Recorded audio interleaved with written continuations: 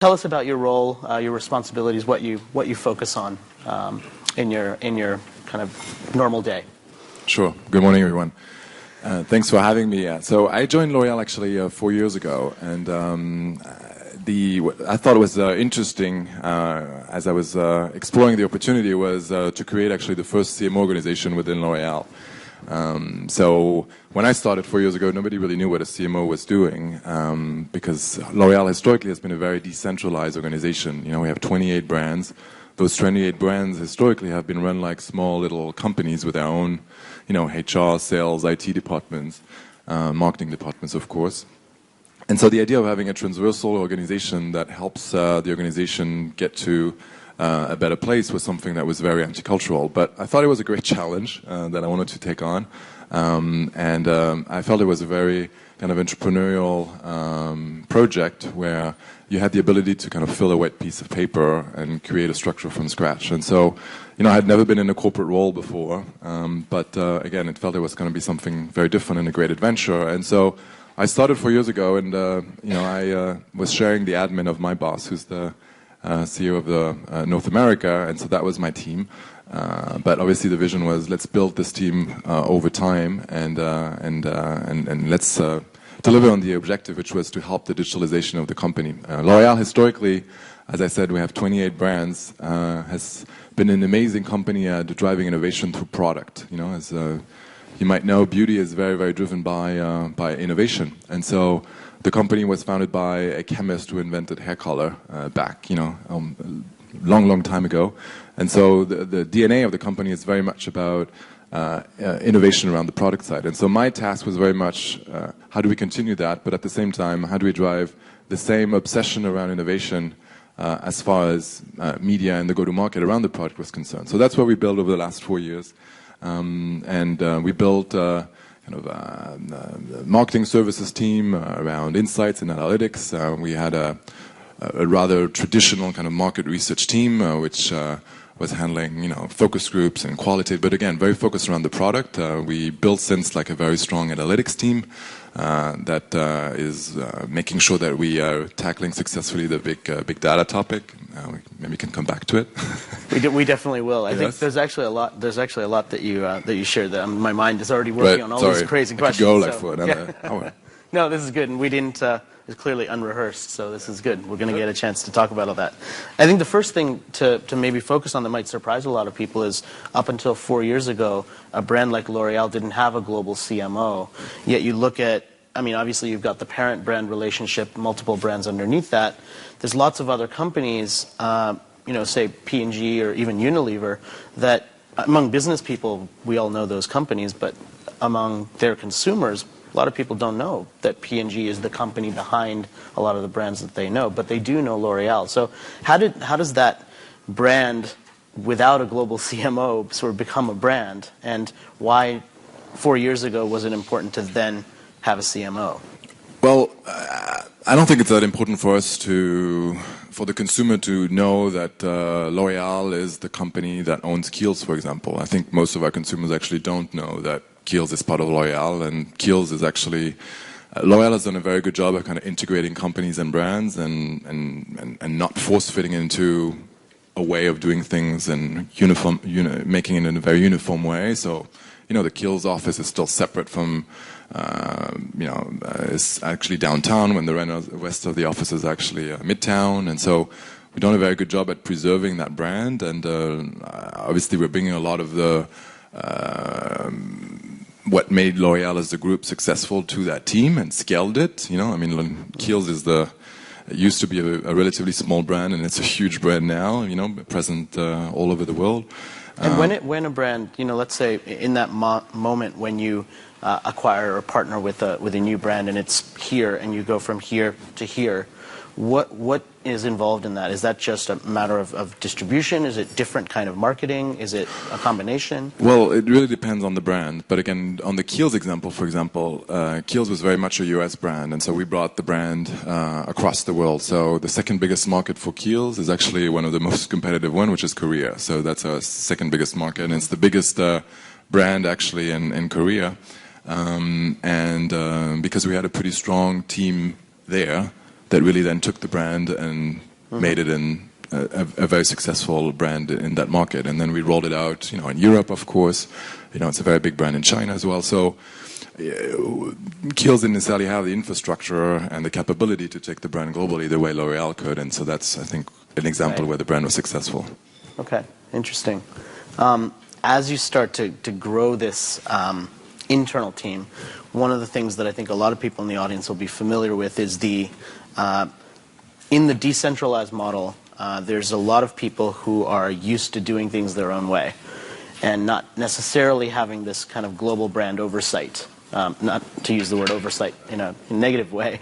But now that you have this team and you're influencing people who do have their own budget and their own autonomy, take us through some of the challenges or opportunities related to that that you've had to overcome maybe for people who aren't used to that. Well, I think what was important for us to do is not to break what made the company successful. I mean, L'Oreal is the #1 beauty company in the world, and there's a reason why the company was able to be that successful. And so the idea was not necessarily to break the independence, the sense of entrepreneurship, the dynamism and the flexibility that happened at the brand level. I think what happened when we started with the team was that because of digital, I think it was a good time for us to put in place this transversal organization. Because one, there was a question about what does the business model look like in 5-10 years from now, right? So we're organized by division. So we have our mass division, our luxury division, our salon division, and then our pharmacy division.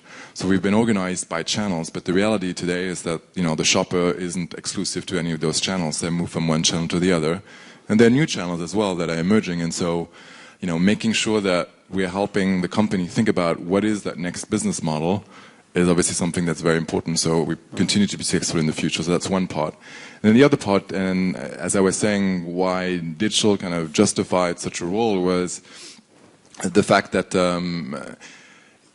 given that everything is changing almost every day, if every single brand is trying to figure it out by themselves, it was just getting very difficult, inefficient, and creating a lot of frustration. Because imagine, I remember when Facebook launched their first storefront, we had like 10 brands trying it out and 10 brands failing because it wasn't ready at the time. And so, because again, lots of silos, no communication between the brands. And so creating this connective tissue between the brands, making sure there is a communication on what works, what doesn't work, and helping orchestrating things just wasn't met with a lot of resistance because of the situation and the timing, I think, of it. So people realized that there was a real value for them in that sort of collaboration. And I think, as you start to roll initiatives out, so you mentioned innovation a few times, being like really critical and being fast moving and responsive and being a company that's entrepreneurial, which is always a funny word to think of. In the larger the company, the funnier it is to think of creating this entrepreneurial atmosphere with thousands of people moving at once because of the challenges, right? I'm curious, when you talk about internal shifts, so for example, one shift being moving from maybe retail to e-commerce, and the channel and being structured around channels that you mentioned, how is that going to change for you? Are you still going to be aligned by pharmacy and all of the different distribution channels? Is that going to be a kind of overall landscape change to say we have retail and we have direct to customer? How's that evolving for you? Well, again, we have a model that worked really well, organized with the distribution channels that we have. And while we have shoppers and consumers that are shopping across channels, you do have, segments of the population that are more mass dominant versus luxe dominant versus salon dominant. And so, but to your point, things are changing and things are evolving. And so, one of our latest acquisition, Essie, which is a nail polish brand, it's probably one of the most successful acquisitions we've ever had because as you were asking me earlier, how do you integrate a brand successfully? Well, Essie was a very successful brand, a lot of PR around the brand, but we brought the scale and we took a brand that used to be sold in salons and we started to push it out into mass as well, and into luxury to a certain degree. Sorry. And so it was our first kind of multi-divisional brand to a certain degree, and it's been extremely successful. And then obviously there's an e-com component as well because we sell the brand through e-com. Mm-hmm. And so that's just one example where we have a brand that doesn't live in one specific division. I can give you another example of a brand that we purchased. It's a small brand called Baxter of California that we purchased back in December. It's a small men's grooming brand. But a brand that we felt was interesting because it had a lot of history. It's a 50-year-old brand. Has a beautiful salon. I mean, not salon actually, barbershop out in Los Angeles. And so a lot of kind of substance behind the brand, again, but small brand. And that brand doesn't fit really into any of our divisions, because you could argue, well, maybe we put it in the salon division because it has a barbershop. But then the retail where we sell the brand is probably more fitting into luxury. But then e-com is the #1 channel of distribution, so where do we put it? And so we decided not to put it anywhere, to actually incubate it within my team, to figure out exactly how we're going to continue to build it, and a different model than had we put it into a division. So when you have a company like that doesn't fit any of the molds, one of the opportunities that you're probably thinking of is that they have lessons that they've learned that could be useful, outside the box types of lessons that could be useful for other business units. I realize it's pretty new, but what sort of ways are you thinking of taking some of the innovation or some of the ideas that happen in that team and now spreading them across some of the other brands and communicating that? And what's the internal mechanism you use for that sort of internal communication? Is it like an internal magazine? Is it physically going to some of these brands and speaking to them? What sort of ways do you use to distribute innovation? Sure. Well, just using Baxter again as an example, because obviously we have big ambition in terms of what we want to do with the brand, but it's also a great opportunity for us, since we own the brand within my team, to do a lot of experimentation on it. And so one of the things that we're doing is actually partnering with Amazon. We had a lot of conversation with Amazon, which obviously is a very important customer for us, but where we still have a lot of things to learn. And so, men was a strategic priority for Amazon, and so was getting into a more prestige beauty category. And so we talked to them about how can we try to create a win-win solution where I have the ability to tell the story of the brand through a lot of great and rich content, and in return, since I'm giving you the brand, you will help me understand all the different merchandising tactics that you're using on Amazon, and I can test it, and then I can learn from it as I roll out my plans to the other brands within the building. And so that's just one example where we lead the conversation with Amazon within my team, because it makes sense to have one point person versus having 28 brands going in to talk to Amazon. And then we have a steering committee of our e-com resources that comes together, where we talk about where we are, what are some of the learnings, what's working, what's not working. So depending on the area, we bring expert groups together and we make sure that the communication is flowing. We tried the newsletter thing and pushing out communications, but people are so overwhelmed with information, and even though we're trying to curate it somehow, I would say just in L'Oreal is such a meaning-driven organization, and just very verbally driven, oral kind of culture, that it just felt so much better to do it that way versus a newsletter, for example. I think that's an interesting insight for people as well, that transferring of knowledge from person to person doesn't necessarily always translate into, let's just stick it in a newsletter, or let's put it in an email, or even a memo, if people even still use those, right? One of the things that you mentioned earlier that I do want to come back to and talk about is big data. We hear a lot about big data and understanding consumers and getting insights, and obviously across all of these different brands that you've got and the span of time that you've been selling them, you've probably generated lots of insights about a consumer that probably crosses over multiple brands in some cases. So my question about big data is sort of twofold. The first is, how do you see the collection and use of that, and how do you use it? And the second is, do you share it across brands, and how does that happen or not happen? So let me answer it in two ways. The first is because of our ability now to have access to a bunch of new data that creates a lot of new insights. And so just to give you an example, we have every day we get 250,000 posts on our L'Oreal brands through social and just digital platforms in general. So 250,000 posts a day is a lot.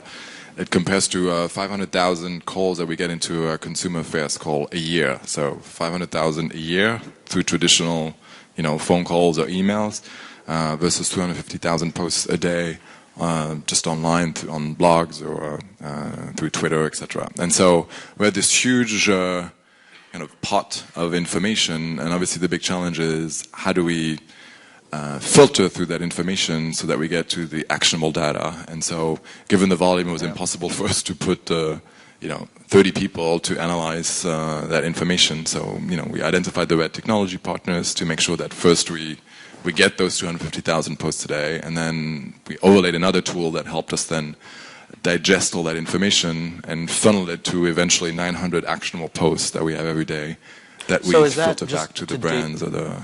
So to dig into that just a little bit, is it a technological process or is it a manual process? And also, can you actually share what tools you're using? Sure. I think it's both. We're using Radiant 6, which is, I think a lot of people are using to give us that unstructured data, the 250,000 posts, and then we're using CloudBridge to help us then, with the help of a team, calibrate the right filters and the right models to then extract the 800 or 900 posts a day that are really actionable. So that's how we're organizing. And interesting enough, I took over the consumer affairs team, and I thought it was interesting for us to take it over because they were very, very focused originally on, again, the traditional consumer affairs, which is taking care of calls, but it was a team of almost 80 people, and I thought it was great for us to modernize that team, relaunch it so that they can actually take care of the social listing and those 250,000 posts, which in the past was very often handled by external agencies, and so we didn't have one consolidated view of those 250,000 posts because, again, every brand was and very often paying a lot of money for an external agency to do an analysis and with the very little visibility in terms of how they're doing that filtering, right? Because the calibration of how you are filtering that data, you need to be very clear on exactly, what are you inputting, because that's what determines the quality of what's coming out of the tool. And so we're controlling that from A to Z now. And so once you filter it down from 250,000 to 900, and you say they're actionable, what sort of action is taken on them, and then what happens after that? Sure. Well, if now I have the ability to, if a consumer is using a product and there's some kind of adverse reactions to it, and they're posting it on the blog, I have the ability through an engagement console to interact with that consumer, and the consumer affairs rep is interacting with that consumer and trying to provide a solution, which in the past wouldn't necessarily happen because we didn't have visibility that that conversation or that comment was actually made. So that's one typical action. Another typical action would be to be able to understand again where the conversation is happening. Very often, I think we create platforms and hope that the consumer will go there or drive traffic to that platform. But very often there is already a forum, a blog, where there's a lot of conversation. And how do we make sure we flag that so that we can then determine whether we want to be there also with an advertising message? So that's where we make the connection back to the brand and say, hey, here are a couple of opportunities where there is a lot of conversation. How do we surround the conversation with an advertising message, for example, or a connection with the brand? Okay. I want to shift gears a little bit. One of the things that I think is always interesting for someone who's stepping into a role like yours in an industry that is sort of going through rapid change is to focus on some of the things that surprised you as you started to go on this journey. So take us through, in your industry, what stood out for you as just a landscape change or something that really changed your perception on what you thought versus the reality? So before I joined L'Oreal, I was at Colgate, working on dishwashing liquid and toothpaste or deodorants, and so which I had a great ride for 14 years. But then I came over to L'Oreal, and the one thing that I thought was a difference was how much more involvement there was in the product and how much more conversation there was, right? So if you think about, how much evaluation happens in our categories. There are 4 billion searches a year on beauty, which is a lot, and it keeps increasing. And so it just shows that there is a tremendous appetite for education and just, information on the category, which is why I'm sure you might be familiar, but, there's a tremendous amount of how-to videos. I think YouTube has close to 300,000 how-to videos that are related to beauty. So it just shows that there's a tremendous amount of appetite for education and how do you create a look or how do you use this product. I bought a serum. Why do I put it in my skincare routine? I mean, so that for me was a big difference and a big something new, but at the same time something that I thought was quite exciting because something that you can do a lot with. Yeah, and I mean, I think you're leading into one of the big trends that a lot of people are focused on right now, which is this growth of content marketing and tapping this idea that people are hungry for that sort of information, especially in the beauty category, but in other categories as well. How do you see content marketing? How is it influencing the overall marketing that you do? Are you moving money from more traditional forms of advertising into content creation or experiential types of activities? Take us through the shift. Sure. So one of the things that we introduced as a concept was this idea of we're moving away from a traditional funnel to a different path to purchase that is much more circular, where you start with consideration, where you build awareness for your brand, you move to an evaluation phase once you've been exposed to an awareness building tactic. Obviously then you move into a buy phase, and then lastly you move the consumer into an advocacy phase. And ideally you get them into this loyalty loop so the consumer sticks with your brand. And so that was a framework that we pushed a lot because it really challenged us to think differently about how we were creating content. Because if you think about it, the content that I'm creating for consideration is very different than what I'm creating for evaluation. So for consideration, my traditional TV or print ad still works very hard on driving that very aspirational awareness tactic, right? But so once I see my L'Oreal Paris TV ad, obviously then I get to that evaluation phase, and for us, roughly between 30 up to 50% of consumers are doing some kind of evaluation after the consideration phase, meaning, they go and search for information or they look for a how-to video, for example. Okay, I saw this great L'Oreal Paris commercial. Now, how do I recreate this look? And therefore, the evaluation phase is critical. And the content for that evaluation phase obviously looks very different than what we do in the consideration phase. Then, we're doing a lot of work with Walmart.com, or obviously I talked about Amazon. When you get to that buy phase, and what's the content that surrounds that buy phase that you need to think about. And then lastly, advocacy. Once the consumer comes back post-purchase, what is that content that you put in front of them? And that helps to encourage this loyalty loop. So that's kind of the challenge. And our traditional agencies obviously have been mastering how we focus on the first phase, the consideration phase.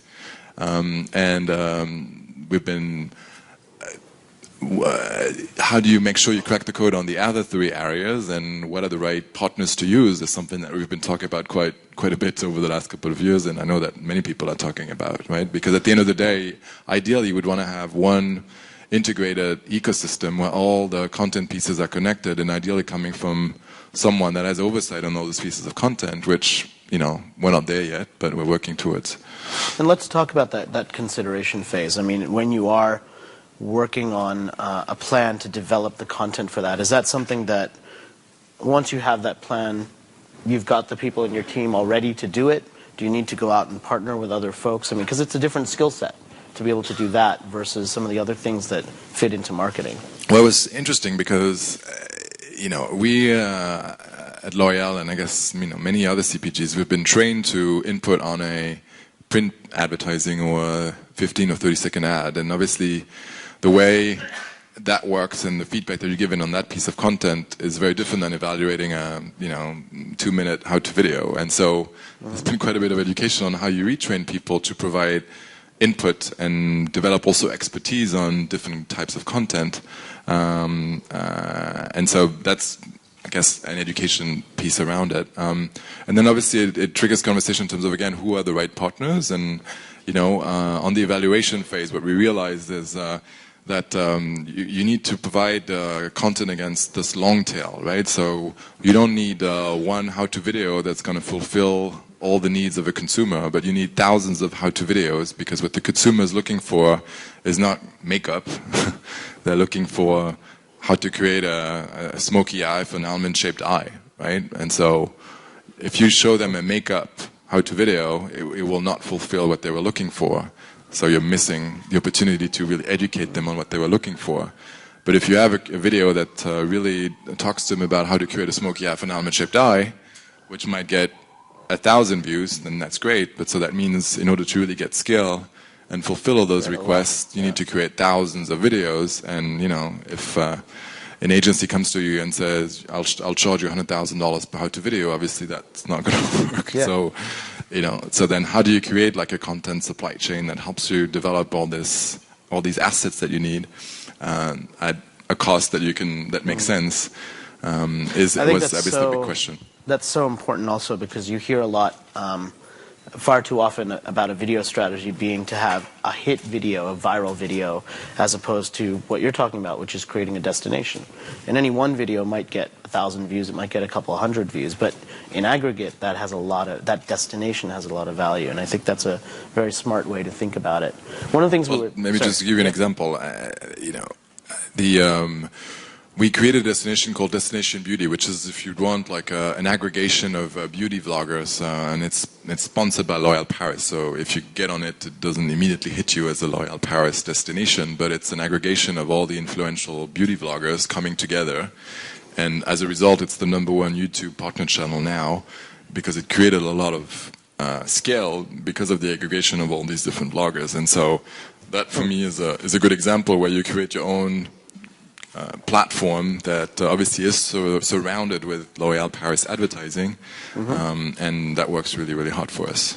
Yeah, it's also a great example of curation versus creation, right? Because you don't have to necessarily be the brand that makes everything. If you are the brand that underwrites people coming together, you add a lot of value because there's so much stuff out there, right? Yeah, I think one of the interesting things you were telling me about earlier was starting to work with what you could probably consider to be a content-centric brand, which is the vlogger that you were telling me about. So can you share that story with the audience in terms of that? Very exciting one. Back a couple of years ago, we partnered with this amazing young lady. Her name is Michelle Phan, and so she was 23 years old at the time. She was a typical girl next door, but one that was very, very passionate about makeup. And so she started to do how-to videos on YouTube and started to get this huge following. And so we said, why don't we talk to her about partnering with Lancôme, which is one of our brands, to feature some of our products. And so obviously it was very important for her to continue to gain her credibility, that she was very open to sharing what she liked about the brand, but also importantly what she didn't like about the brand, and also that she continued to feature competitive brands at the same time, because otherwise her followers would see that this is someone that's sponsored by a company, and is her advice really authentic and genuine. And so, so we've done that, and we've seen a great amount of success. For the when you look back, out of the 10 videos that were the most successful on YouTube around beauty, 5 were hers. Averaging around 2 to 3, up to 5 million views for one specific how-to video. And so we thought there's something special there that we want to make sure we leverage and obviously bring to a whole new level. And so we just launched a couple of weeks ago the M by Michelle Phan, which is her own makeup line, co-created and crowdsourced with her fans. And again, very different business models. I talked a little bit about business models earlier and how we think differently. And so this brand, M by Michelle Phan, has an amazing kind of flagship site that has all the bells and whistles for an e-com site. That's the most sophisticated site we've ever launched for L'Oreal. Because this site is going to be the primary source of revenue for the brand. And what we're doing as well is to continue to build the experience around the brand and awareness and PR around the brand. We are opening flagship stores around the country, which are Michelle Phan stores. That will help the consumer kind of experience what the brand is all about in real life. And so something very different for us, because we didn't go to a department store or mass retailers to say, can you help us launch the brand? We're taking that in our own hands. It's a different way of developing kind of a celebrity endorsed product line, because that celebrity is actually someone that is that was raised through YouTube and was a vlogger, and but now has created this amazing connection with the millions and millions of fans, and now has a product line that goes with it. So yeah, I think it's a fascinating example on multiple fronts. I mean, you have the spokesperson who's going to be creating the content. She's got a following because of the makeup, as opposed to being a famous actress who also happens to talk about makeup. And I think the other thing that I really appreciate about that is, obviously it's a new idea. It's a risk, and yet not only are you launching the e-commerce store, you've also got physical stores that you're launching. It's sort of a all-in risk, and I think there's an important lesson in that when you do take a risk and you try something new, try it completely, because then if it's gonna work. I'm fascinated because as we project ourselves into the future and where you think your competition is, you're like, maybe my competition is coming from very different places, right? And so it's not that much the case yet in beauty, but I'm sure it will come. And so when you look at some other new business models that are happening, like Warby Parker just launched Harry's, which is a men's grooming brand, which is all, again, it's like a Michel Fun, but of glasses or men's grooming. Or obviously, I'm sure you've heard about Dollar Shave Club, or Chloe and Isabel, which is a jewelry brand. But all of them are totally different business models that are just popping up. And so our question is, how do we make sure we are those business models before others come and start to steal business from us? Again, and potentially reinvent a fifth division or sixth division or whatever that looks like. Yeah. Sounds like a secret governmental organization, the fifth division. Exactly. You should have that in a bunker somewhere in New Mexico. I do want to make sure that we open it up and have a little bit of time for some questions. So I see Nick's pointing to someone in the microphone's in the back. I see a question right up front here. You sat in front, so you should have credit by asking the first question.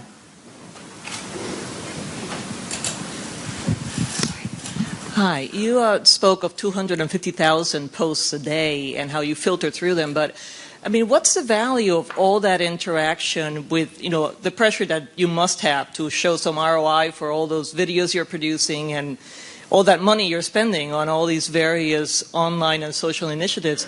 How has that evolved in terms of quantifying, this is what a like on Facebook brings me in terms of sales?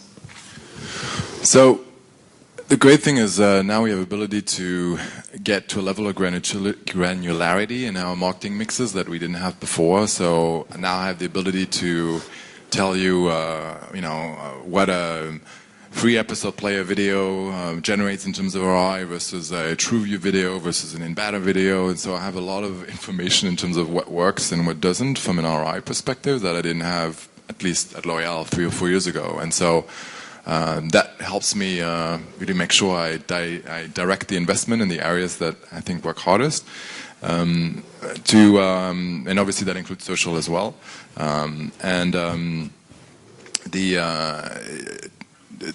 The one part that I think we need to go deeper on goes back to ROI on content, because right now content, at least at L'Oreal, sits it doesn't sit in the media line, it sits in a production line, and so we're having a lot of debate on should the production of that content be in that area, should it be, it's own media really, but it sits in a non-media line of the P&L, and should we change that? But as soon as we have those conversations, people are asking us, but what's the ROI behind all that stuff that you're producing?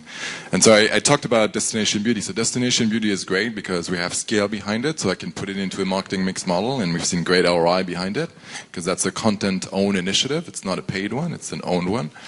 And so I have ROI behind that, so I can go back to people and say, this is what we invested in it, this is the ROI that I'm getting, and therefore it's a smart investment, even though it's not media per se. And so when you create one how-to video, obviously it's difficult to put that into a marketing mix model if you get 100 views against it.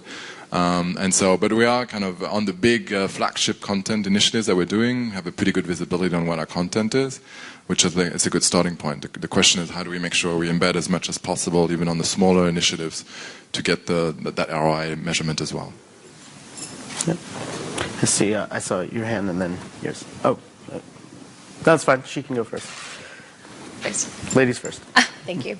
Just my question was regarding the phases of the buying process and the customer's thoughts. With so much sales being online, and I know you mentioned how e-commerce has become important for a lot of your brands. What are you really looking to do to make that e-commerce point of purchase decision, really sell it in for that consumer, and what's the value for reviews or for that layout when they're looking at, do I click buy?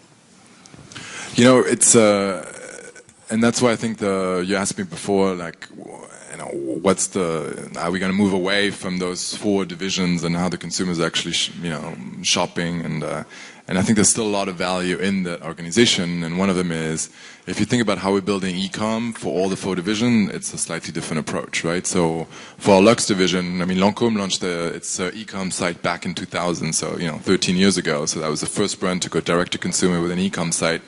And the way you drive conversion on an e-com site, comes with different tactics than the way I might, develop, a program or a plan with Walmart.com or Amazon, which has been kind of a focus for our mass brands, for example, right? Or our salon brands, which is more of a B2B model. How do you convert a stylist that's not a consumer, but a stylist that purchases products for his end consumer? And so that's, I think, the richness of our organization, which is why it's been kind of an exciting ride, is that there's not one solution that just fits for all the brands, or divisions. In this particular case, there are different kind of focus areas on how you build conversion based on the divisional model and the channels that it links to. To answer your question on reviews, the reviews are extremely powerful, of course. We see it as a huge kind of business driver. If you think about it, Michel Fan was a mega user reviewer. That when you get someone that endorses your product and gets 5 million views, that's a pretty powerful user recommendation. And so, we're definitely kind of looking for that, because again, it complements nicely whatever we're doing in the consideration phase, and then complementing that with real people kind of assessing the products and talking about them works really hard. Last question. Hi, my question is regarding the data that you guys get and analysis of consumer behaviors. And I guess, for lack of a better phrase, I'm asking, what is the half-life of those consumer behaviors? How long do they apply, or how quickly do you see them changing, and how do you guys deal with those changes? There's a lot of changes. One change, for example, is I talked to you about the 4 billion views that we're getting on search, right? And so 3 years ago, almost 100% of those searches were done on desktop. Now, almost 50% of those searches are done on mobile, right? So that's a pretty rapid shift that implies a lot of changes. In other words, hey, we need to make sure we have mobile optimized sites, because otherwise, why invest in mobile search? So on one hand, we see a lot of changes because of the platforms and what happens with from a consumer behavior perspective. But on the other hand, there's some things that are still at the more macro level, very, that are more ingrained, I guess, and that we can build on. Like, so for example, going back to my impact to purchase story, we know that roughly 30 to 35% of consumers doing research on skincare before they buy a product. And we know that 50% of consumers come back after they buy the product to do additional research. The research is different depending on before or after, obviously. Before, it's like, I saw this ad that talks about a serum, so I'm going to search and what is a serum, and should I buy it? And so that's one consumer behavior. And then, okay, I bought the serum, but now, okay, I'm not 100% sure where to use it in my routine. Do I use it before I put my moisturizer on, after I put my makeup on? A lot of consumers ask the question in terms of how it fits into a routine. So, and that doesn't dramatically change, right? So, and that helps me make sure then, to your earlier question on the content creation, what do I produce at what stage? And those shifts are happening a little bit more slowly. I mean, it's not from one day to the other that the consumer is going to figure out what serums are and going to drop search and just go straight to purchase. So that's a little bit more gradual, and we're tracking that to make sure that we keep the pulse on the consumer, obviously. Okay. I'd like to thank Marc Speichert for joining us from L'Oreal. Thank you.